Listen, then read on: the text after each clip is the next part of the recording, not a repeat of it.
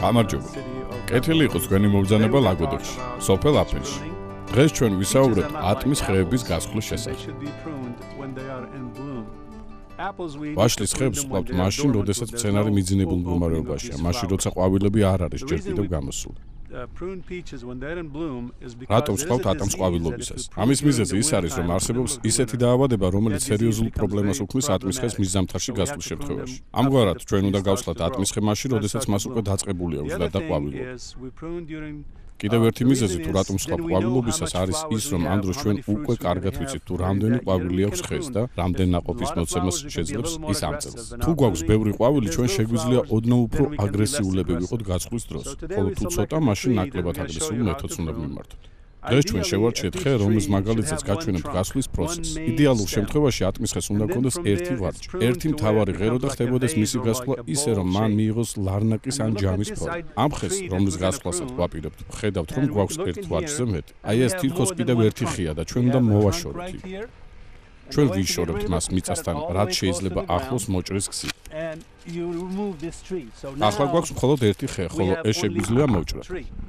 უნდა აღვნიშნო ისიც, რომ ჩვენ ატმის ხის ვარჯს მიწიდან დაახლოებით 60 სანტიმეტრის სიმაღლემდე ტოტები არ უნდა ჰქონდეს გარშემო. თუ კი შევხედავთ ამ ხეს, დავინახავთ, რომ გვაქვს ტოტები, რომელიც 60 სანტიმეტრზე დაბლაა და შესაბამისად ისინიც უნდა მოიჭრას. ვინაიდან ეს ტოტები მსხმოიარობის დროს მიწას დაედება და მასზე არსებული ნაყოფი ლპობას დაიწყებს.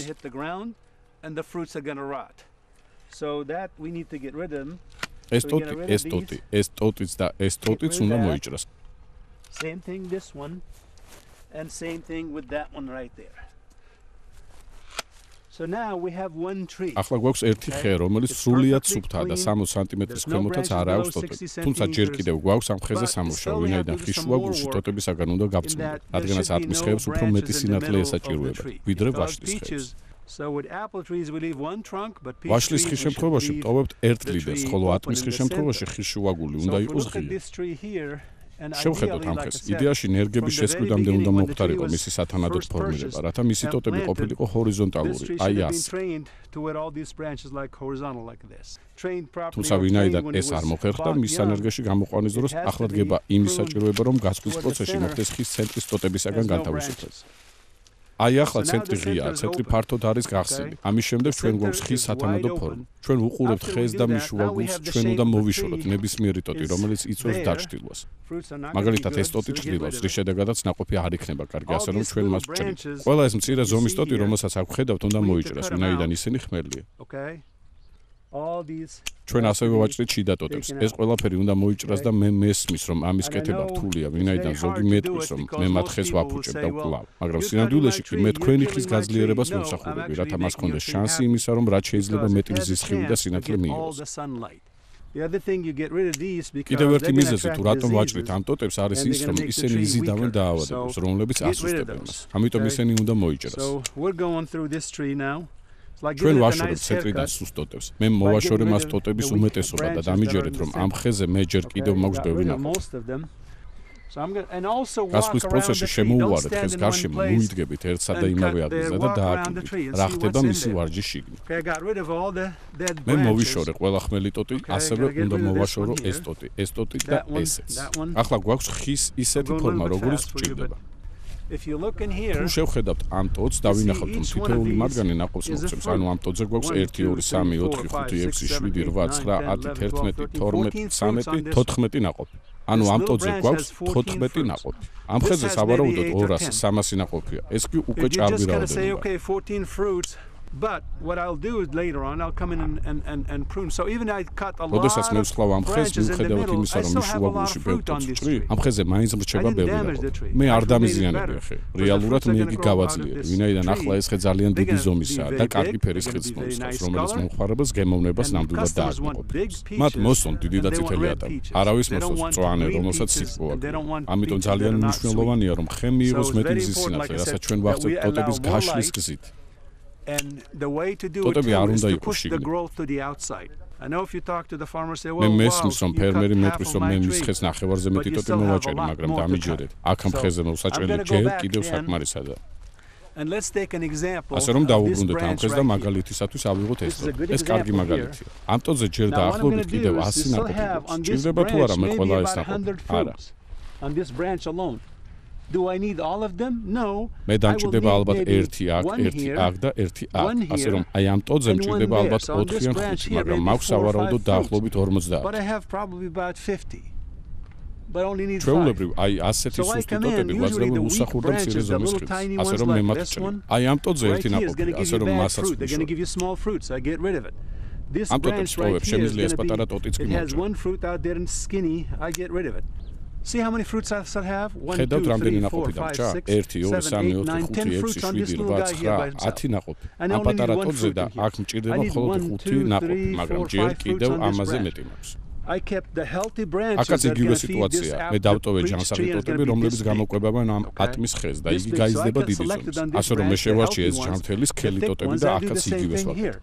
Okay, this is on the bottom. ეს ტოტი ქვემოთაა დახრილი. ასე რომ დაჭრილა გარდაუვალია, ხოლო ეს სუსტია და უნდა მოიჭრას. მე შევარჩიე ჯანსაღი ტოტები და დავტოვე ისინი, რათა ნაყოფი იყოს კარგი ზომის. ვიცი რომ ამ ხის პატრონიკა ყოფილი იქნება მოწეული ხილით, ვინაიდან ხილის ზომაში უფრო მსხვილი იქნება. Okay. Same thing, we come up here. Look how many fruits on this branch. Wow.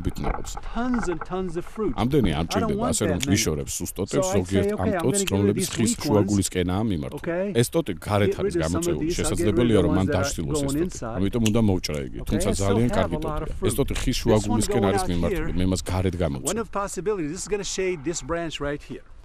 ამგვარად რამდენი ნაყოფი დამჭირდა? 15 ნაყოფი. მე არ დამიზიანებია ეს. აქაც იგივე სიტუაცია, როდესაც ვუყურებთ ამ ტოტს, იგი გარეთ არის გამოწეული. ეს კი ზევით მიიწევს და მე მას ვჭრით. ეს პატარა ტოტი სხვა მხარისკენ არის მიმართული. ეს კი ხის შუაგულისკენ მიდის. ასე რომ უნდა მოვჭრათ ისე. ეს კი გარეთ არის გამოწეული და მე მას ვტოვებ. ვინაიდან აი ეს ტოტი ზევით მიდის, ხოლო ეს ტოტი სუსტია, უნდა მოიჭრას ისე. ზუსტად ვიცი რომ ფერმერი მეტყვის, ნახევარზე მეტი ტოტები მოაჭერით ხეს და რას დაამსგავსეთ იგი. მაგრამ ჩემი პასუხი იქნება რომ ნახეთ, მარტო ამ ტოტზე მე მაქვს 10 ნაყოფი. ამ დროს მჭირდება მარტო 1. იგივეა აქაც, მაგრამ მთლიანობაში მჭირდება მარტო 2. ასე რომ თუ დავაკვირდებით ამ ტოტს, ჯერ კიდევ ბევრი ნაყოფი მაქვს. შეხედეთ რა ლამაზად გამოიყურება ეს ხე. აქაც იგივე მდგომარეობა, ეს ტოტი სუსტია, ეს კი ზემოთ არის მიმართული. მე მას გარეთ გამოვწევ. ეს ტოტიც სუსტია და ზემოთკენ მიდის. მე ვირჩევ ამ ტოტსა და ამ ტოტს შორის. ერთს ვიშორებ და ამას ვტოვებ. ამ ტოტს კი ქვემოთ ჩამოვწევ. აქაც იგივე ხდება, ეს ტოტი ზევით მიდის. მე მას ვჭრიე. ხედავთ ეს ტოტი ხიდან გარეთ არის გამოწეული. ეს ტოტი ხის შუაგულისკენ მიდის და ძალიან სუსტია, ასე რომ უნდა მოვჭრა. აქაც იგივე მდგომარეობა. 1 ტოტი, 2, 3, 4, 5. ამ ტოტს დავტოვებ, მაგრამ ამას მოვჭრით. ჯერ მოიშორეთ სუსტი და ცუდი ტოტები. დატოვეთ ისინი, რომლებიც ძლიერია. ეს ხე ასე უკეთ გამოიყურება. ახლა ავიღოთ ეს ტოტი, ამ ხარეს არაფერი არ გვაქვს. მაქვს 2 შესაძლო ვარიანტი. მე შემიძლია დავტოვო ეს ტოტი, ვინაიდან ეს ცოტათი უფრო ძლიერი ტოტია და მოვიშორო ეს ტოტი. ეს ხე ატმის გასხვის ჩვენი სტანდარტების შესაბამისად უკვე მშვენივრად გამოიყურება. ასეთი უნდა იყოს ატომი. შუაგულში არაფერი არ გვაქვს, ბევრი ნაყოფი გარეთ იყურება. ისინი ამით საკმაოდ ჭარბმზის სინათლეს, ფოთლებიდან წარმოქმნილ ბევრ შაქარს მიიღებენ და არ შეუშლიან ერთმანეთს ხელს. ეს ხე ძალიან ჯანსაღად გამოიყურება და იგი ბევრ ნაყოფს გამოიღებს. დამეჯერეთ, თქვენ როცა ამ ხეს მსხმოიარობის დროს ნახავთ, სხვებისგან საკმაოდ დიდი ზომისა და წითელი ფერის ნაყოფით გამოარჩევთ. იგი ისეთი ფოთლოვანი იქნება, თითქოს მისთვის ხელიც კი არავის დაუკარებია. ეს ყველაფერი დაფარული იქნება ფოთლებით და გარეგნულად ძალიან ლამაზი იქნება. აი ასე უნდა მოვიქცეთ, როდესაც დადგება გამოხშივის დრო. ყველაფერს ხეზე ნუ დატოვეთ. თუ ასე არ მოიქცევით, მაშინ ნაყოფი მცირე ზომის იქნება. ასე რომ მე ვტოვებ 1-2 ტოტს. შეიძლება ამ ტოტსაც. ამ ყველაფერს ვჭრიე. როდესაც ასეთი ხე გვაქვს, იგი ზომაში მსხვილს დაახლოებით 50 ნაყოფს მოისხავს. მაგრამ თუ ხეზე ყველაფერს დავტოვებთ, მას უამრავი, თუმცა ზომაში გაცილებით პატარა და უსახური ნაყოფი იქნება. არჩევანი თქვენზეა. სულ ნაყოფის ზომა იყოს ოპტიმალური, თუ კარგი და ჯანმრთელი ხე გქონდეთ. თუ კარგი ფერის მქონე ხილი. თავად გასაჯეთ. სულ ეს არის. ასეთია ატმის ხის გასხვის იდეალური მეთოდი. Now we finished pruning this tree. ჩვენ დავასრულეთ გასვლა. იგი მზარდი ხეა. გასვლის დროს ნუ შეგეშინდებათ ხის მასის მოჭრის, რომელიც არაფერში გამოგადგებათ. არ გჭირდება ხის ასეთი ტოტები, რომლებთან ნაყოფი იქნება მცირე ზომისა და დაბალი ხარისხის, რომელთა რეალიზაცია არაერთ პრობლემას შეუქმნის მწარმოებას. გავსხალით ხე, რომელსაც საკმაოდ გახსნილი შუაგული აქვს, რომელიც ჭარბი მზის სინათლეს მიიღებს და თუმცა ჯერ კიდევ 200-მდე ნაყოფი ასხი. ხეზე დაახლოებით 50-დან 75-მდე ცალის ხილის დატოვებას ვარაუდობთ. ასე რომ მასზე ჯერ კიდევ ბევრი სამუშაოა ჩასატარებული. გადავდივართ შემდეგ ეტაპზე და გიჩვენებთ თუ როგორ უნდა გავსწავლოთ ხე, რომლის ფორმირებაც უკვე დიდი ხნის წინ დასრულდა. ამ ხეს გააჩნია კარგი ჩარჩო, მაგრამ იგი ჯერ არ გასრულდა. ასე რომ ბევრი სამუშაო გვაქვს. როდესაც ვუყურებთ ასეთ ხეს, უპირველეს ყოვლისა დავაკვირდეთ მის ჩონჩხს, ანუ იმ ტოტებს, რომლებიც განუსაზღვრელი ვადით უნდა დავტოვოთ. გვაქვს ტოტები, რომლებიც ამოვიდა გასულ წელს და იზრდებიან ვერტიკალურად, როგორც ეს ტოტი. პირველ რიგში უნდა მოვიშოროთ უნაყოფო, ასევე წინა წელს ამოსული ტოტები, რომლებიც იზრდებიან ხის ცენტრში. მაგალითად, ეს უნდა მოიჭრას. ეს შარშანდელი ტოტია და ის ხის შუაგულში მდებარეობს.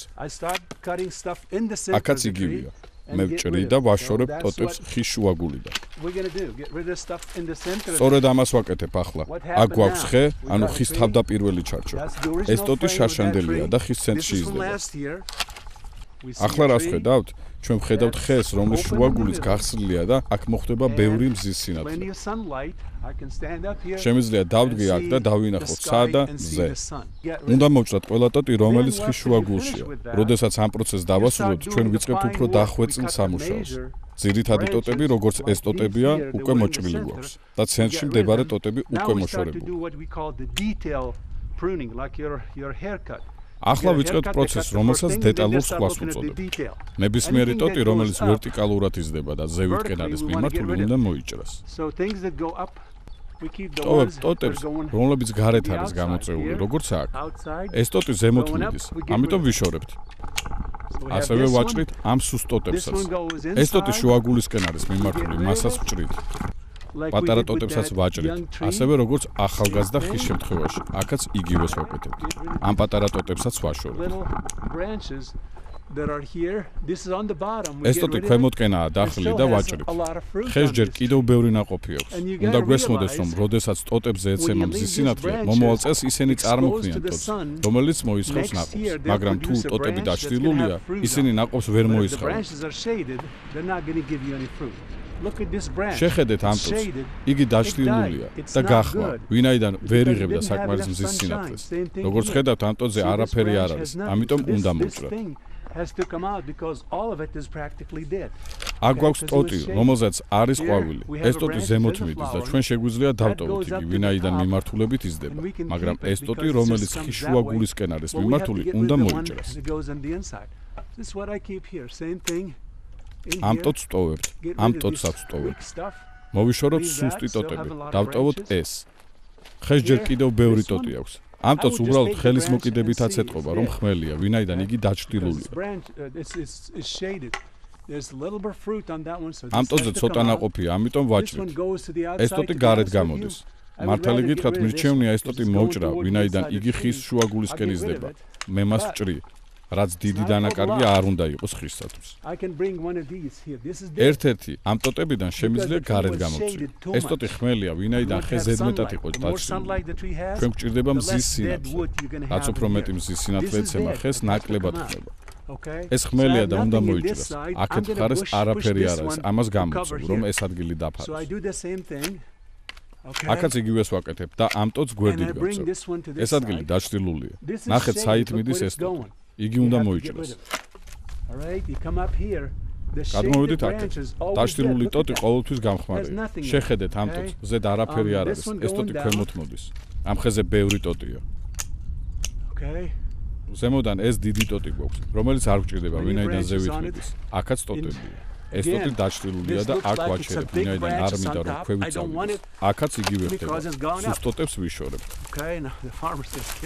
ამ ტოტზე ჯერ კიდევ ბევრი ნაყოფია. ეს სუსტი ტოტია, მაგრამ ზედ მაინც საკმაოდაა კარგი ნაყოფი. აქაც იგივე ხდება. ეს ტოტი სხვა მხარეს მიდის. იგი დაჭრილულია. ეს ტოტი ქვემოთკენ მოდის. თუ ქვემოთკენ მოდის, შემიძლია დავტოვოთ. აქ ორი ტოტია. იგი ჯანმრთელია. აქაც იგივე. აქ გვაქვს 1, 2, 3 ტოტი. იმიტომ რომ შარშან ეს ხე აი ამ ადგილებში გაიზრდა. ჩვენ ეს არ გვაწყობს. თუ სხლავთ, ყოველთვის დატოვეთ ეს. არ შეეხოთ. თუ ამას მოჭრით, თქვენ გიქნებათ 1, 2, 3, აქაც იგივე. 1, 2, 3, როცა მხოლოდ ერთი გჭირდება. ვარჩევ ტოტს, რომელიც ნაკლებად დაშლილი იქნება და მე ვაწვევი ხეს. ამ მიმართულებით და ვარჩევ ამ სამი ტოტიდან. ეს ტოტი ქვემოთ მოდის. მე მას ვიშორებ. ეს ტოტი ზევით მიდის და მე უნდა მივიღო გადაწყვეტილება. თუ ამ ტოტს დავტოვებ, მაშინ იგი ამ ტოტს შეუშლის ხელს და ამიტომ მას ვჭრი. ეს ზემოთ მიდის. მე მას ვჭრი. აქ შეგვიძლია დავფიქრდეთ, დავტოვოთ თუ არა რომელიმე ამ ორი ტოტიდან, მაგრამ ამ ტოტზე მაინც ბევრი ნაყოფია. ამ შემთხვევაში ორივე ტოტს დავტოვებ. თუმცა რამდენი ტოტი უნდა მოჭრა, რომელს ადგილი გამოგში. შეხედეთ, რას ვაკეთებ, ჯანმრთელ ტოტებს ვტოვებ. ამ ტოტზე ნაყოფი არ არის, ასე რომ ამას ვტოვებ. ამას ეწოდება დეტალური გასხვა. აქ სამი ტოტი მაქვს. შესაძლოა რომ ეს ტოტი ჩამოიწიოს და დაჭრილოს ქვედა, რაც არ სურს. ამ ორს ვტოვებ. აქ გვაქვს ეს ტოტი, რომელიც ამ ტოტს ჭრილავს აქ. უკვე გაჩვენეთ, როგორ უნდა გაისლას როგორც ახალგაზრდა, ასევე ზრდასრული ხის. ახლა ვისაუბროთ ამ ხის საკვები ნივთიერების მართვის შესახებ. ეს ნივთიერებები ან ნიადაგშია, ან ხელოვნურად ხდება მათი შეტანა ნიადაგში. უაღრესად მნიშვნელოვანია, რომ შევამოწმოთ ნიადაგის pH-ში, ვინაიდან იგი გვაწვდის ინფორმაციას ამ ბაღში საკვები ნივთიერებების შესახებ. ჩვენ უნდა დავწუნდეთ, რომ ნიადაგის pH-ი დაახლოებით 6.5-დან 6.8-მდე მერყეობს, რაც იდეალური მაჩვენებელია. ამ დროს ხე იღებს ნიადაგიდან ბევრ საკვებ ნივთიერებას. შემდეგ ჩვენ ისევ უნდა განვიხილოთ საკვები ნივთიერებების დამატების საკითხით, რაც უმჯობესია მოხდეს ნიადაგის ანალიზის შედეგების საფუძველზე. ზოგადად ვაშლისაგან განსხვავებით ატმის ხეებს უფრო მეტი აზოტი ესაჭიროებათ. ასეთ ახალგაზრდა ატმის ხეს ჩვეულებრივ სჭირდება დაახლოებით 450 გრამი აზოტი. ჩვეულებრივ აზოტის დამატება უნდა მოხდეს მისი ზრდის ტემპის და ზომის მიხედვით. დოზის ნახევარს, ანუ დაახლოებით 200 გრამს ერთ ხეზე, ვამატებთ შემოდგომაზე, ხოლო 200 გრამს გაზაფხულს. ზუსტად ამ დროს უნდა დავიწყოთ ფიქრი ხისათვის აზოტის დამატების შესახებ. უნდა დავიცადოთ მანამ, სანამ ახალგაზრდა ფოთლები არ დაიწყებენ გაღვივებას და ზრდას, ვინაიდან ფოთლები მიაწვდიან კვებავ ნივთიერებებს ნაყოფს, რომელიც შემდეგ წარმოიქმნება. რაც უფრო ჯანმრთელია ფოთლები, მით უფრო დიდი ზომის და უკეთესი ხარისხის იქნება ხილიც. ამგვარად, როდესაც ხეს ჯანმრთელი ფოთლები აქვს, ბევრი მზის სინათლე, საკვები ნივთიერებების საკმარისი რაოდენობა ნიადაგში და ასევე ხდება მათი რეგულარულად შეტანა ხისა და ნაყოფისათვის, შედეგად ვიღებთ ჯანმრთელ ხეს, რომელიც ისხავს კარგ მოსავალს. როგორც მიმდინარე, ასევე მომდევნო წლისათვის. როგორ ვახცევთ ასეთ შედეგს? როგორც აღვნიშნა, საჭიროა აზოტის გარკვეული რაოდენობის დამატება. აზოტის დოზის ნახევარის დამატება უმჯობესია მოხდეს შემოდგომაზე, ხოლო მეორე ნახევარის გაზაფხულზე. შემოდგომაზე აზოტი შეგვიძლია დავამატოთ ნიადაგში, მაგრამ გაზაფხულზე უმჯობესია მისი შეწამლა ხეზე, შარდოვანას ან აზოტის ფორმით, რასაც ვაკეთებთ მაშინ, როდესაც ფოთლები გაშლას იწყებენ. ამას ვაკეთებთ ისეთ ხეებზე, რომლებზეც უკვე ბევრი ყვავილია, როგორც მაგალითად ამ ხეზე. როდესაც ხეზე არ არის ყვავილები, აზოტის დამატებას აზრი არ აქვს, მაგრამ ხეებს, რომლებსაც ბევრი ნაყოფი აქვთ, აზოტი ესაჭიროებათ. კიდევ ერთი მნიშვნელოვანი რამე დააღვნიშნე. ფერმერთა უმეტესობას არ უყვარს ნაყოფის მოშორება, ანუ ნაყოფის გამოხშირვა. მაგალითისთვის, აი ამ ტოტზე არის დაახლოებით 15 ნაყოფი. ეს ტოტი ვერ გამოყვებავს 15 ნაყოფს და თუ ჩვენ დავტოვებთ ტოტზე 15-ვეს, მაშინ საკვები ნივთიერებები ტოტში იქნება უაღრესად შეზღუდული. რის შედეგადაც იგი დაახლოებით 1 მონეტის ზომის ხილს მოისხავს. მაგრამ ატმის შემთხვევაში გვჭირდება უფრო დიდი ზომის ნაყოფი, რომელიც დაახლოებით 8-10-15 სანტიმეტრის რადიუსისაა. სწორედ დიდი ზომის ნაყოფია მისაღები ყველა მწარმოებელისათვის. ამის მისაღწევად უნდა გავანაწილოთ საკვები ნივთიერებების ხელმისაწვდომობა ტოტზე, ნაყოფის რაოდენობის შესაბამისად. ამგვარად, თუ ამ ტოტზე გვაქვს 15 სანაყოფე კვირტი, საკვები ნივთიერებების შემცველობა უნდა განაწილდეს 15 ნაყოფს შორის, მაგრამ თუ გვაქვს 3, იგივე უნდა მოვახდინოთ 3 შემთხვევაშიც. შესაბამისად, რაც უფრო ნაკლებია ნაყოფის რაოდენობა, მით უფრო დიდი იქნება ნაყოფის ზომა. ამ შემთხვევაში ჩვენ გვაქვს ამის გაკეთების შესაძლებლობა. ისევე როგორც ვაშლში, იგივეს ვაკეთებთ ატმის შემთხვევაშიც. თუმცა, საბედნიეროდ, ატმის შემთხვევაში ეს შეგვიძლია გავაკეთოთ ნაყოფებს შორის მანძილის საფუძველზე. ჩვენი მიზანია, რომ მანძილი ნაყოფებს შორის არ აღემატებოდეს დაახლოებით 18-20 სანტიმეტრს. გვაქვს ერთი ნაყოფი აქ, ერთი ნაყოფი აქ და ერთიც აქ. ასე რომ, თუ კი ამ ტოტს გააჩნიათ 15 ნაყოფის მოსხმის პოტენციალი, იმისათვის რომ მივიღოთ ოპტიმალური ზომის ხილი, ჩვენ ამ ტოტზე მხოლოდ 3 სანაყოფე კვირტი უნდა დავტოვოთ. ამგვარად, ჩვენ ვინარჩუნებთ ნაყოფებს შორის 20 სანტიმეტრის მანძილს და ტოტს ვაშორებთ დანარჩენ სანაყოფე კვირტს. როდის ვაკეთებთ ამას? მაშინ, როდესაც ნაყოფის ზომა დაახლოებით 3 სანტიმეტრია დიამეტრში. ჩვენ ნაყოფის გამოხშირვას ვაკეთებთ ამით, რაც სხვადასხვა მეთოდის გამოყენებითაც არის შესაძლებელი. ზოგიერთი ყვავილებსაც მცენარეს, მაგალითად, მე მოვაცილებ ყვავილების ნაწილს, დავტოვებ აქა-იქ რამოდენიმეს და მოვაშორებ დანარჩენს. ეს საკმაოდ შრომატევადი სამუშაოა. არავის უსს ასე გაისარჯოს. ამგვარად, ნაყოფის 3-4 სანტიმეტრის ზომის დროს, როგორც აღვნიშნეთ, უკვე შეგვიძლია გამოვიყენოთ ხელკეტი, რომელიც დაფარულია რაიმე რბილი მასალით, რომელსაც ხიდა ნაყოფის ჩამოსაბერტყედ გამოვიყენოთ. სწორედ ასე უნდა განხორციელდეს ეს პროცესი. როგორც აღვნიშნე, ყვავილსა და ყვავილს, ნაყოფსა და ნაყოფს შორის დაახლოებით ამხელა მანძილი უნდა დავტოვოთ. ამ გზით მივიღებთ კარგ მოსავალს, ხოლო მომდევნო წელს გვექნება ნაყოფის უკეთესი ხარისხი. ვინაიდან ხევს მეტი ენერგიის ხარჯი შეეძლებათ მეტი ნაყოფის ფორმირება. ყველა ადამიანის ოცნებაა ცხოვრობდეს მშვენიერ ადგილას, სადაც შეძლებს შესანიშნავი ხილის მოყვანას ჯანსაღ პირობებში. არ არსებობს ლაგოდეხზე უკეთესი ადგილი, სადაც ხედავთ თუ რა ულამაზესი დათოვლილი მთებისა და აყვავებული ვაშლისა და ატყის ხეების ფონზე გვიწევს ამ თემაზე საუბარი. გისურვებთ წარმატებას.